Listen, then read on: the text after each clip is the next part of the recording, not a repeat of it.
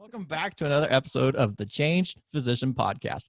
I'm your host, Dr. Kevin Cuccaro, and I'm here today with my co-host, Dr. Melissa Cady, and our returning guest, Dr. Dave Draghinas of the Doctors Unbound podcast. And for today, what we're going to be talking about is actually starting a podcast as a physician. Yes. Why would anybody, when we are so overwhelmed with stuff as it is as being a physician and trying to figure out what to do with life, why would you make that even busier by starting a podcast, and why would you want to? And I can't think of a better guest than you, Dave, to have on for this show today. So thanks for joining us.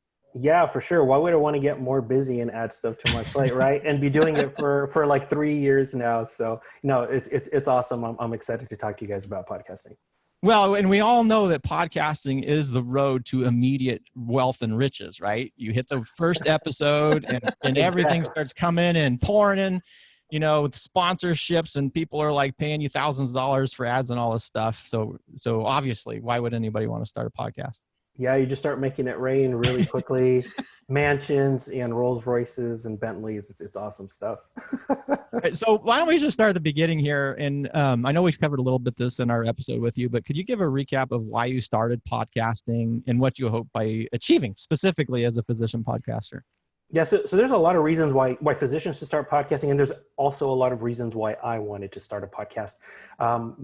Just to kind of, let me just start here. I really believe that what your online presence can be, and probably for a lot of us should be, the new CV. So, and what I mean by that is, you're out on your CV, you're going for a new position or whatever. Oh, I'm a good communicator. Oh, works well with others, blah, blah, blah. Well, when you have something like a podcast, you are basically showing people, you're showing people that you can do something, whether it's your communication skills, whether it's your thought leadership and putting yourself out there, whether it's the actual fact of creating something like that and putting it all together and having it be ongoing for year after year, right? That's you guys know now that is not a small undertaking. I kind of saw that coming a couple of years back. And so I said, rather than talk about being good at something, why don't we show people, and it's so amazing now with media and how a lot of the barriers have come down. I think podcasting is, a great way to do that. And so a few years back, I looked at the media landscape, and, I had started a blog, and I looked at blogging, and there was, 1 billion and one blogs out there. And not to say that you cannot be successful with that. However, the competition is just much greater. I looked at podcasting, and podcasting was up and coming. Not as much competition, but the numbers were growing. And that is still true today. I've been doing this for 3 years. And actually, I've recently was preparing a talk on why doctors should podcast. And I was looking at some of the statistics, and over the last, 5 years or so, you just kind of see a stepwise increase in the amount of people who know about podcasting, who listen regularly. And I think in the physician niche, we're even probably a little bit behind the curve than the general population. So I think there's a massive opportunity for physicians to come into this space and really share with the world what they're passionate about, what their expertise is, etc. So those are kind of the different reasons. For me, with Doctors Unbound, when I started that, I knew when I was talking to different colleagues and hearing about the interesting things that they were doing outside of medicine, that was really a passion of mine, I found. And I really wanted to connect with them. I wanted to communicate with them. I wanted to record that and have it kind of have a repository of that. And I figured that other physicians would be interested too. And, lo and behold, that's kind of come to fruition. And every year and every month, the podcast gains more traction. And we've got an awesome, awesome community with Doctors Unbound. I've learned a ton, and I'm so excited that I started on this journey like 3 or 4 years ago. Yeah. I'm wondering, do you find that there's kind of this huge benefit when I think about, the duration of all these social media out there for physicians to spread words or ideas, or information, education? It seems like, when we've talked to others too, is that when you are dealing with podcasts or YouTube, when it comes to the ability to search for this information and the longevity of this information, that it's a pretty powerful way of impacting or reaching out to the rest of the world. Yeah, it definitely is. And like you said, podcasting is different than any other medium because a lot of times people are doing it while, for example, while they're driving or while they're running or something like that. And, most podcasts have something like 80% completion. So if somebody's going to listen to your podcast, they're most likely to finish, if not get through at least 80% of the episode. And, like my podcast will typically run 30, 40 minutes, right? So that's a lot of time that people have with you. They get to know you. They get to hopefully like you. But that's a lot of personal time. And there's a lot of influence that comes from that. And it's very personal, right? So I think in that sense, it's very different than most other social media platforms where everything is like so instantaneous, and it's like the attention span is just shorter and shorter, right? If you don't grab somebody's attention in the first like 3 seconds, and boom, they're off to something else. They're scrolling past you. But podcasting is different. Once somebody clicks play and they start their drive, you've got them for 20 or 30 minutes, and that really is special, and something to be nurtured and not, and really, really developed. Yeah.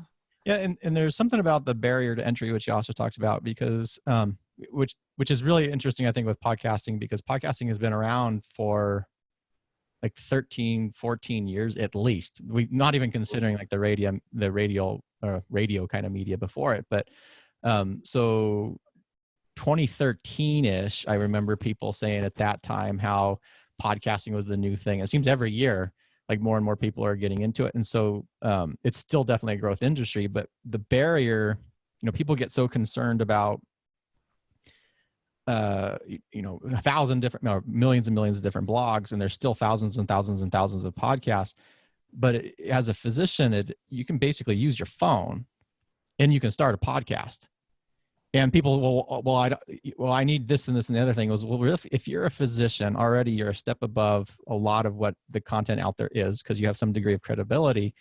And I do think also from a physician standpoint, what allows you to do then is it amplifies your voice. So, with a change physician, we're always talking about people taking control of their lives and practices in meaningful ways. And if you're frustrated with how health and healthcare is, a podcast really provides you an easy platform to start putting forth the information that you wish your patients, clients, and friends and family members actually knew about.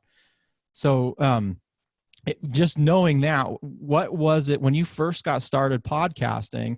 What were those first steps that you took to sort of getting in to start the process, and how difficult did you find it to begin Doctors Unbound? Yeah. So going from idea to actually have a launch podcast actually took me longer than I care to admit. It took a long time. And I'll tell you my personal story.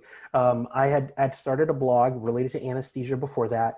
And, we had talked about doing something similar to Doctors Unbound. I had a partner at the time.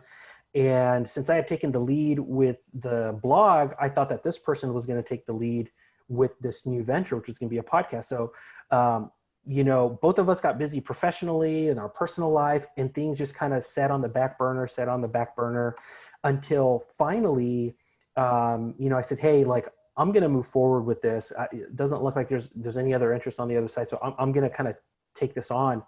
So it took a little while to kind of flesh all that out. And then for me, I was like, this was like 2016-ish. And, so easy, when you're like, in the middle of 2016 to be like, okay, New Year's resolution for 2017, I'm going to start my podcast, right? So kind of push it out into the future, right? I'm kind of thinking about it, doing a little bit of research. But that's kind of how I approached it. And I got to 2017, and here we are in January. And I was like, okay, like, what do I do now? And so like you mentioned, some of the barriers, there's a few more barriers than there are with blogs, because, you've got to figure out the audio. There's some equipment. If somebody's watching on YouTube, you can see we've got a mic with a, windscreen here and a little, suspension lever there. So there's a little bit of equipment. And I think that tends to, trip people up, and it shouldn't, because it isn't that complicated. But people get tripped up a little bit in the mechanics and the process of it. And I was in the same boat. And, if I were to give people advice, I would say, when you're going to figure this out, you're going to pay with one of two currencies. Either you're going to pay with your time, or you're going to pay with money to have somebody else kind of walk you through it. And so I started off with paying with my time, Googling stuff, looking at YouTube videos, and then I would spin my wheels, because I would finish reading that article or watching that YouTube video, and I wouldn't know if this was somebody that I could trust. I would start having second thoughts. Well, I just saw that other article and they recommended such and such microphone. That other article recommended such and such hosting platform. Who should I use? So all this stuff just slows you down when really it isn't even the most important part. The most important part is, figuring out what you're going to podcast about, maybe knowing your format, plotting out like your first 20 episodes, and let's get going.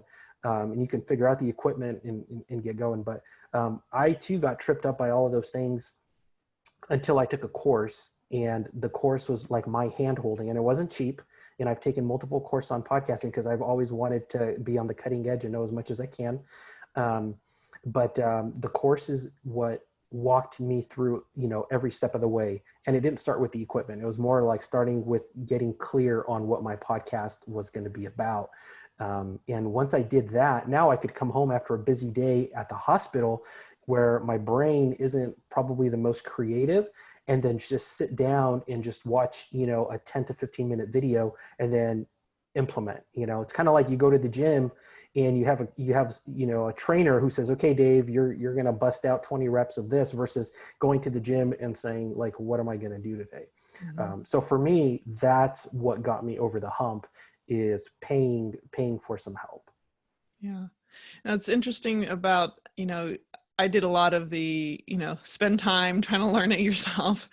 And I think we've all had different experiences as to what, like, there are people that say you shouldn't edit and spend all that time.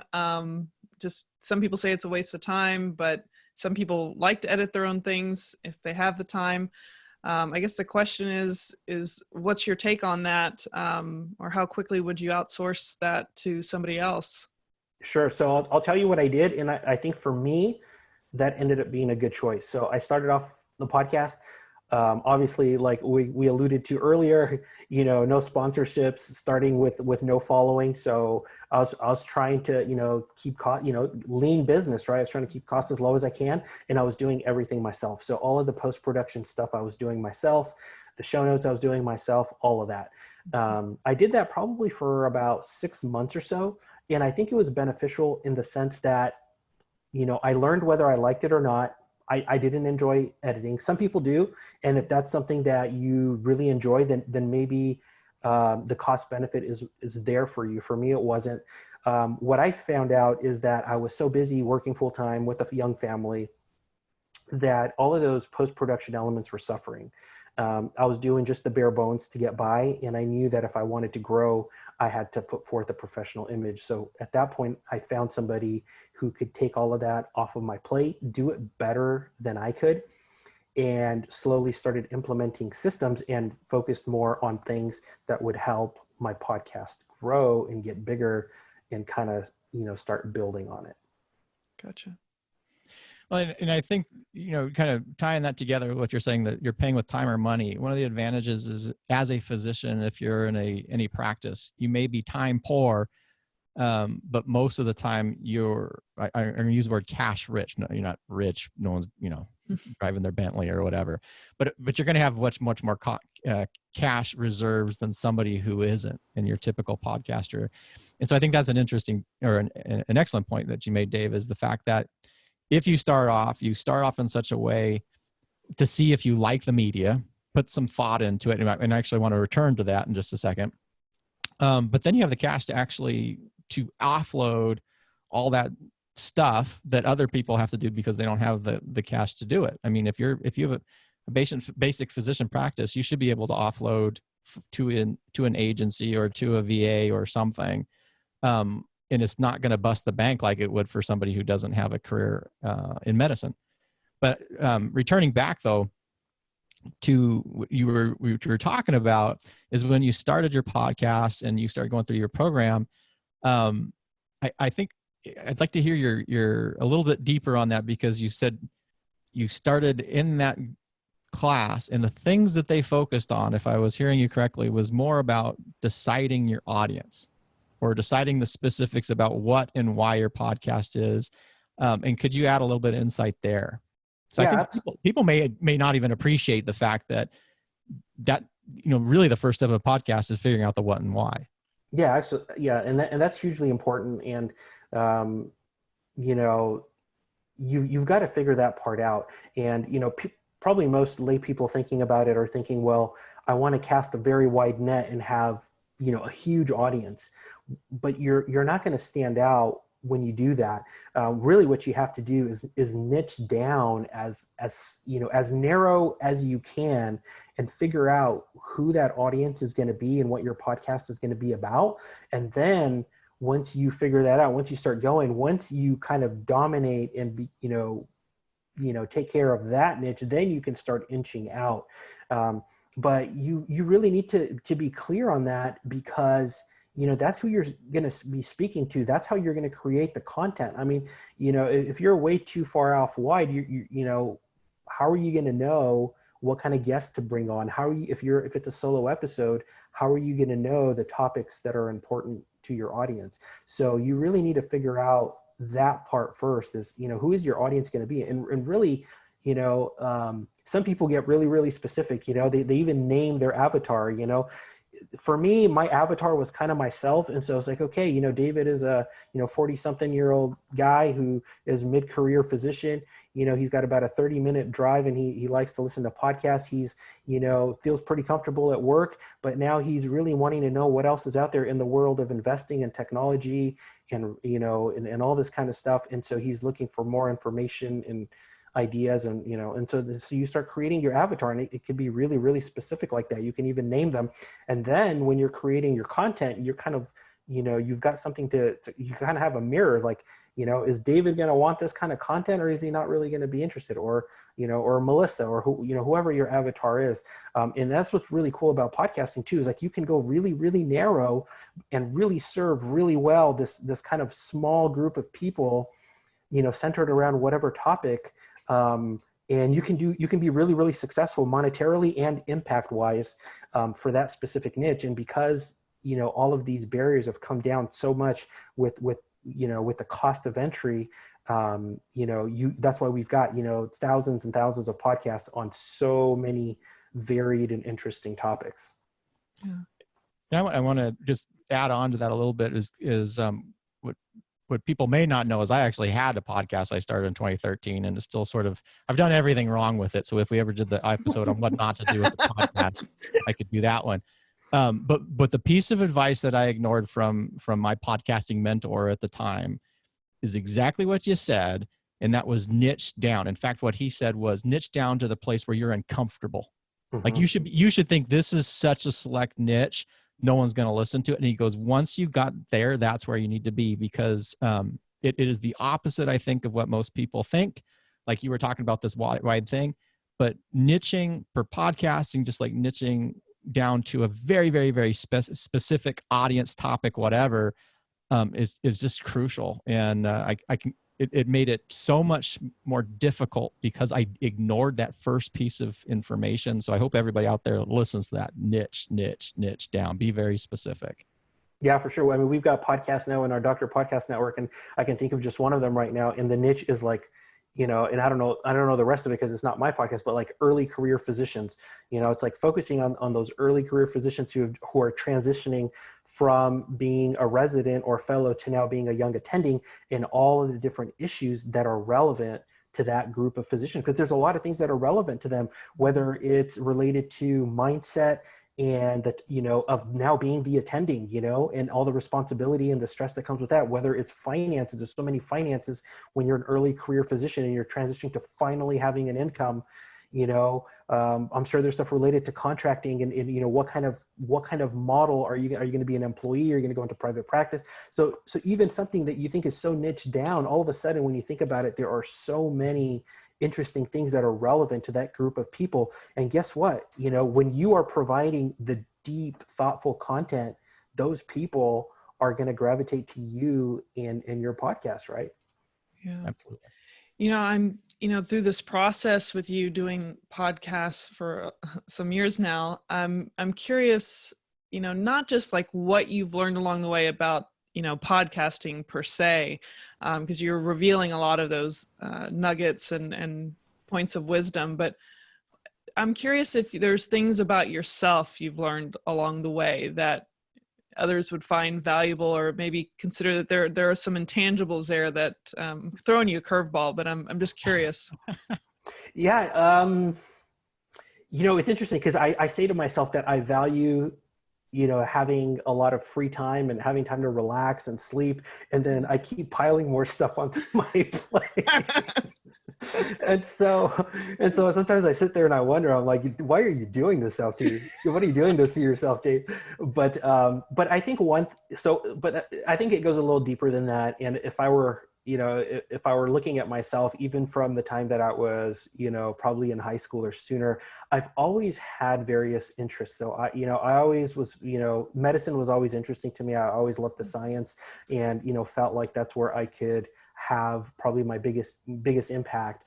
But I've always been interested in other things. So I always feel like I've been well-rounded. I've loved sports.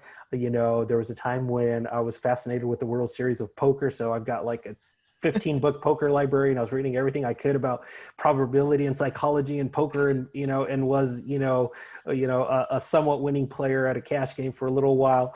So I've just found that I've had varied interests in when I really am passionate about something, I really want to dig in deep and and really explore it and become as expert as I can. And that's something that's happened with podcasting too. It started with the creation of Doctors Unbound, and having done it for 3 years now and connecting with so many physicians, we're now creating this doctor podcast network. And, we kind of pitched the idea, to various physicians, and almost everybody that we pitched it to thought it was, that is a wonderful idea. So we've got something like 15 shows in the network right now. We're going to launch in September. And, a lot of the stuff that we were talking about today on the podcast are a lot of these learning things that, the network will be able to, help other physicians kind of walk through and kind of get a head start. Because, for some of us that were there, like Kevin, even before me, 2013, some of those things, you're figuring out, and they're not, there isn't anything that's kind of specific to physicians out there. But as more docs get into podcasting, and I'm seeing more and more docs do that, it makes sense for us to have some of these networks and organizations that kind of, are unique to us and kind of help us cross promote each other and help each other out and create shows that are relevant to us. So I'm just excited to be able to be a part of that. And I think part of it, if you were talking about deeper lessons, I think it's just that I've always been curious kind of across different specialties, if you will. And I think there's value in that. I heard the idea of, of stacking skills. And I think, for any physician that's listening out there who's thinking about starting a podcast, when you're starting a podcast, you're going to start stacking your skills, because you already have the expertise that you have in whatever specialty, you've chosen as a physician. Now you're adding onto that a showcasing of your skills with a podcast, your ability to, improve upon your oral communication skills. Let me tell you, like, I am introverted by nature, and the idea of getting in front of a microphone when I started 3 years ago, I used to sweat before every interview, because I was dreadfully afraid of uncomfortable silences and what was I going to say and how was I going to transition. And now it's like, okay, here's a roadmap of our questions, and I just love talking to people. So, being able to develop your personal communication skills, the type of opportunities that will be offered to you because you have a podcast. I was invited to speak at a medical school because of my podcast. Other people have gotten coaching gigs. They've done consulting. There's so many different things. It really opens up a lot of things for you. So that's kind of my pitch. If you're at all interested, go for it. Just do it. Kevin?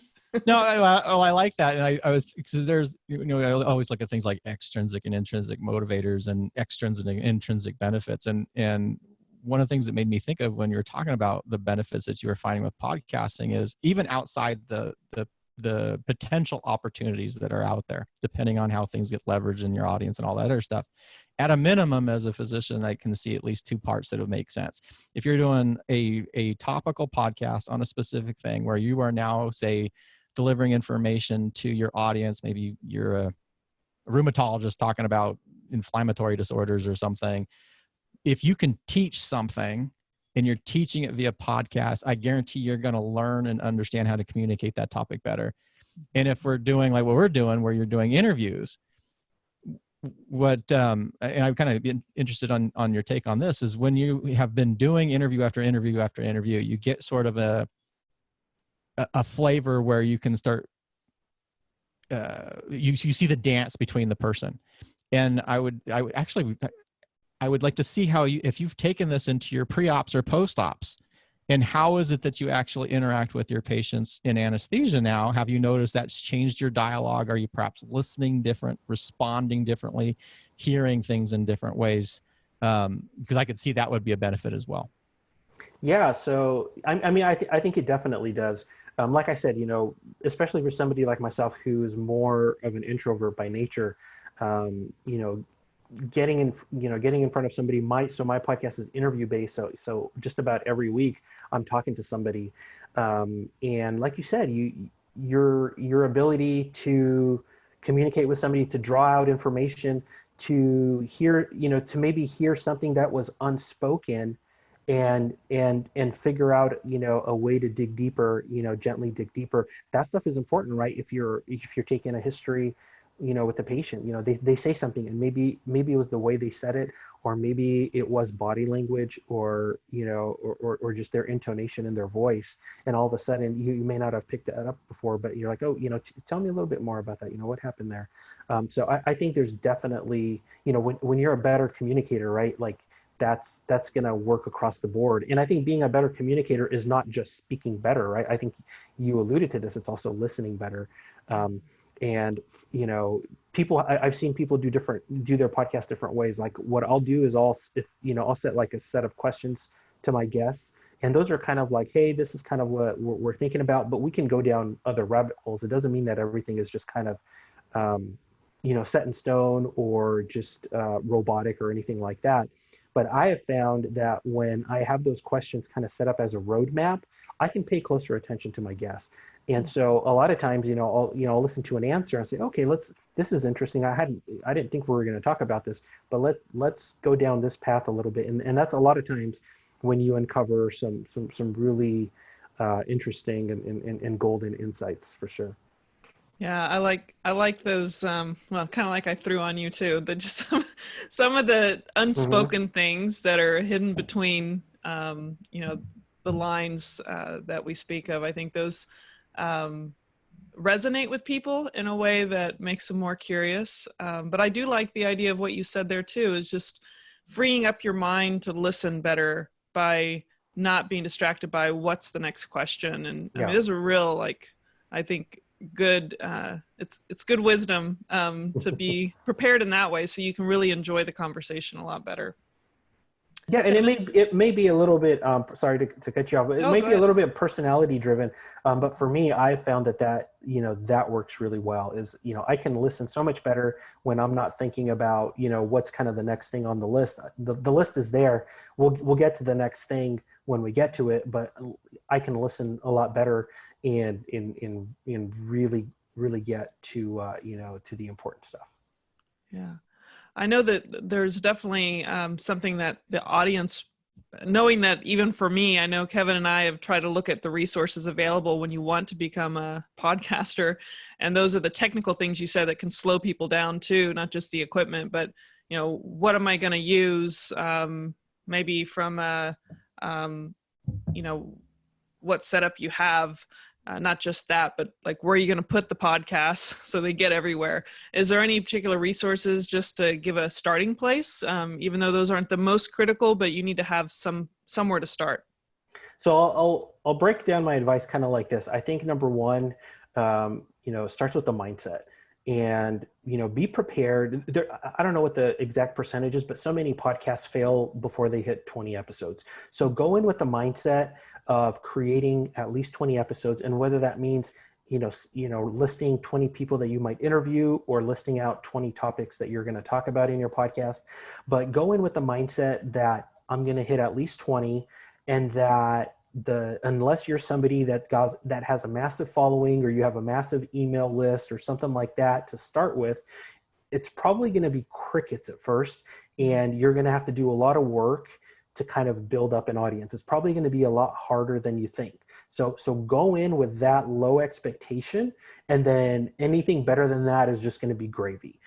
So that would be my number one tip. Number two is kind of the stuff that we alluded to earlier on clarity. You really want to get clear on what your podcast is about. Get clear on your avatar, get clear on the format, and also your publishing schedule. Your podcast audience is going to come to expect your podcast to be out at a certain time. My podcast goes out every Monday morning. If it doesn't go out every Monday morning, you're probably going to get an email or a couple emails. Hey, what happened? You kind of train your audience to expect it at a certain time, and, they'll forgive you. You miss it once, but you start missing 2 or 3 in a row, then they're probably going to go away. You're going to lose that audience that you've worked so hard to gain. So those would be my 2 big pieces. And then after that, figure out if you want to spend money or if you want to spend more of your time. If you're somebody who's either a med student or you just have a bunch of time, then you're going to be free to kind of, Google and YouTube a bunch of videos and articles and kind of figure it out a little bit more slowly. But if you're somebody who's like an attending, who's busy like I was, then kind of the medium road would be something like a course. If there's somebody who creates a course, like I did Pat Flynn's course, Smart Passive Income. I'd been following him for a number of years. I knew he was a trustworthy guy who had a successful podcast.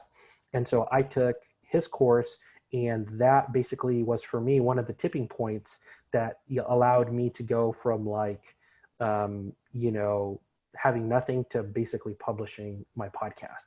Some people, even something like that is not enough for them, and they want kind of a done for you solution.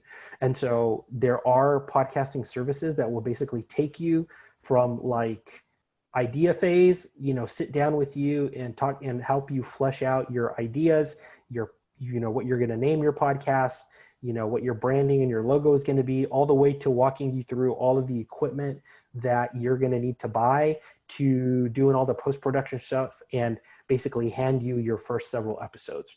And with the Doctor Podcast Network, we're going to have the ability to do that for people that are interested. Not cheap. That's probably the most expensive model, but it just depends on what you value more. There's no right or wrong answer.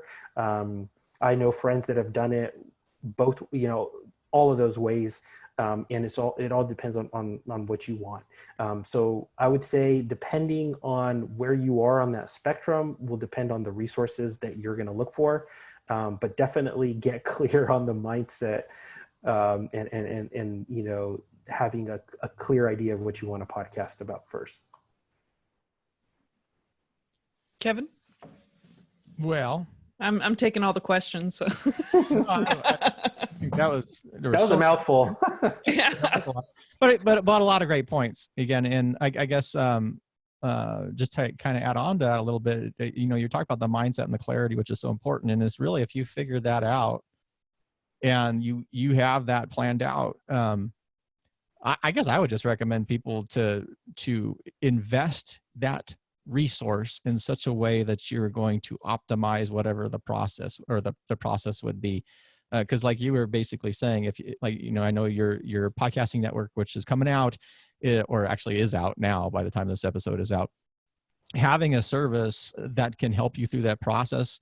The advantage being as a physician is you have the income to do it.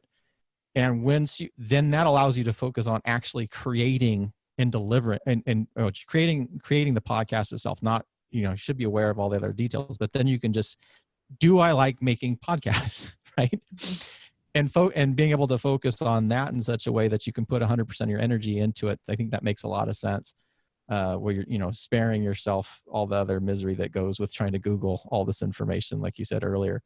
That all being said, is there anything, and we've covered so much, I'm trying to answer your question for you, but is there anything that now that you had wished you'd known then, like just before you were starting your podcast, or maybe you're just recording your first episode, or in that kind of process where you've already committed, but what do you know now that you wish you knew then?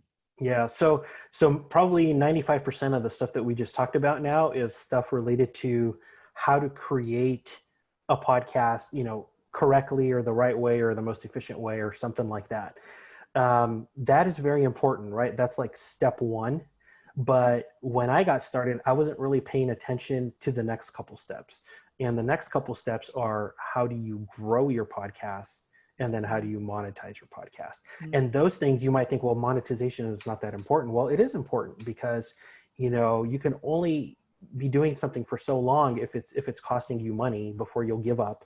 And number two, that podcast starts making money. There's a lot of good that you can do with that. Some people donate a portion of their proceeds to charity and do a lot of good or what have you. So what I wasn't really thinking a lot about when I launched, because I was so concentrated, like most people, on how to create, is you really have to start thinking about how you're going to grow your podcast, and how you're going to monetize your podcast. And there's a lot of different ways to do that. I'll kind of leave you with one last tip, but one of the best ways to grow your podcast is to be on other podcasts. And that's one of the reasons why I think a lot of people were really interested in this network, because we're focused on a network that has podcasts that have a physician audience. And so we'll be able to kind of lift all boats, so to speak, by cross-promoting each other, being guests on each other's shows and stuff like that. So if you have a podcast or you're thinking about creating one and you're going to think about how you're going to grow it, one of the great ways to do that is to think about other podcasts that are within your niche, maybe physician related, maybe not, depending on what your topic is. And you're going to want to go there.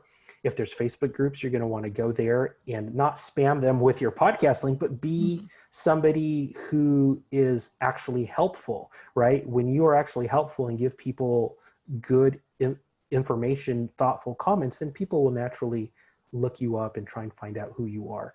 And so that's kind of the things that I wish I had thought about more when I started, is kind of those next couple of steps, because they are important for your longevity and success.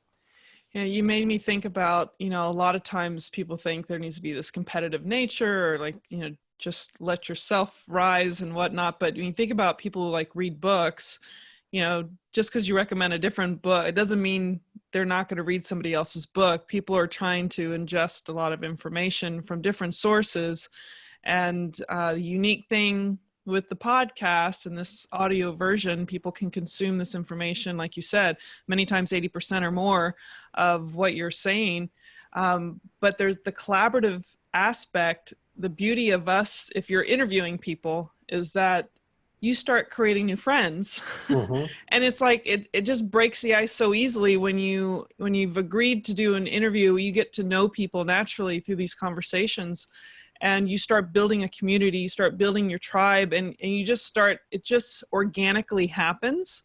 And even when I was doing some other things that were interviewing, not necessarily for a podcast, but for a website, online community, you just start expanding across the world with people that are like-minded or interesting. And so I think that's another unspoken thing, is that you start creating connections, and your social circle just starts expanding.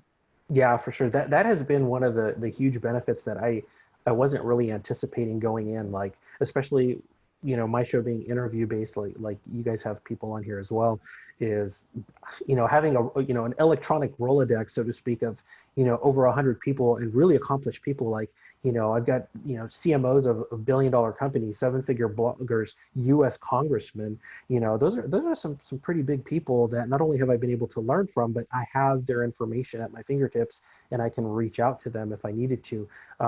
To kind of piggyback on what you said, Dr. Katie, I have had the opportunity with my podcast to do some good things for people behind the scenes, whether that is connecting them with somebody else, which is a really cool thing. When you're a podcast host like this, you can connect people with other podcasters or whatnot, or just be helpful when people email you with information or with questions, regardless of things that you're an expert in.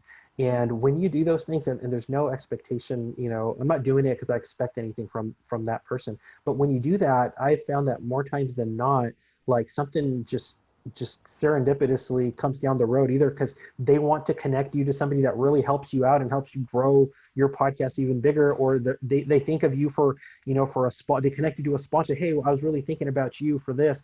And all of a sudden you're like, wow, like, I was not even expecting that. So, it really does put you in a position to connect with people, to just be helpful. Like you said, being collaborative. And I have found so many benefits from doing that without even, you're not even doing it for that reason, but the benefits just kind of show up later on. Yeah. Know, like, and trust. I mean, you're essentially allowing people to start connecting, understand your voice and your commitment to what you're doing. And it just takes it to another level. Yep. And so different than some things in medicine. This was reminding me, like, we had some conversations. I think it was like Jen Tang, and she's like, because she went to it was a previous guest, and she was a really competitive medical school, and she's like, how everybody was awful, and then she's doing something else, so everybody's nice, and this is like similar to that. Is like in podcasting and a lot of these internet spaces is the more you give, the more you get, right? And it's just the fun thing about it is the more you share, and people get worried about you're at your audience. But the fact of the matter is everybody has a unique voice.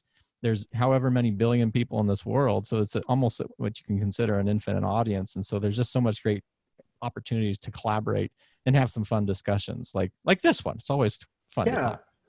And I keep coming back to the network, but just to give you an example, we've gone to advertisers and we've said to them, hey, like, because for them, some of them will have a cutoff, and, if the podcast is too small, they won't necessarily advertise, because it's, creating the invoices, sending the money, tracking everything for a bunch of small podcasts. They're like, we're not really interested in doing that unless they hit a certain size. So we've come up to them and said, hey, what if you could do this all in once, in one fell swoop, and then you'd be able to have access to this network of podcasts. They're like, oh yeah, we're definitely interested in that. So now we allow podcasters that are smaller, more niche. Maybe they just haven't grown yet, or maybe they just have a very niche topic that is not going to see thousands and thousands, of downloads.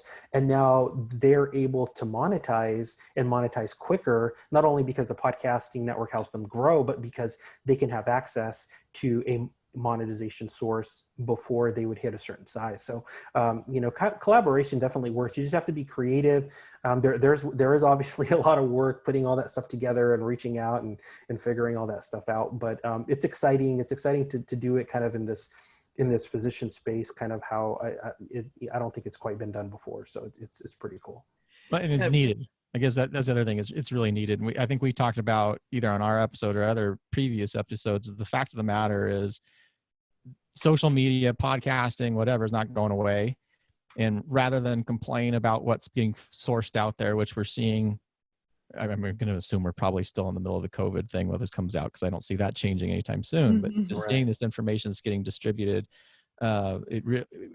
we have an opportunity as physicians to really put our voices out there in such a way. And podcasting is it's such a great way to do it, to produce good information that helps people and to collaborate with others on the way. So, yeah. David, awesome to have you on. And Melissa, do you have any other questions or last words, final word? The only thing I was thinking is just how we can't all do this by ourselves, and collaborating, and we really need to have an interdependent kind of type community, and podcasting is a great opportunity for it. And success, really, when you think about it, is based on relationships, and it's just another great way of connecting and building relationships. Yeah, for sure. And I just want to thank you guys really quick for allowing me to be a repeat guest. You guys are going to get sick of me here pretty soon, but no, just compliment you guys. You guys do the co-host thing. You guys pull it off really, really smoothly. So just want to give you guys some props for doing that. And how cool is technology? I think we've got, 3 people in 3 different cities coming together for a podcast that will be, available across the globe. Isn't other than the pandemic and kind of the crap of this year, isn't 2020 awesome? It is. Hindsight's 2020. That's what they say. But but David, really, if people want to learn more about what you're doing, where would you recommend, other than obviously your podcast? Would you have a direct connect or somewhere they can find you? Yeah, I mean, so Doctors Unbound, you can always find me there. That's the podcast. And now we are launching the Doctor Podcast Network. So by the time this goes out, the network should be launched. You can either check out drpodcastnetwork.com. We will probably have at least some kind of beta version of a website up at that point. Or you can connect with me at david@drpodcastnetwork.com. Is that DOCTOR or DR? Doctor Pod? Like how did? Yeah, it's spelled out DOCTOR. Thank you for clarifying. All right. Yep. Awesome. Well, I will go ahead and do the outro. We're always battling that. Well, for those that are listening, I'm Dr. Melissa Cady with the Change Physician Podcast with my co-host, Dr. Kevin Cuccaro, and our awesome guest that you just heard from, Dave Draghinas, and I'm sure we'll hear from him again in the future. And until next time, you all take care. Stay well. Take care.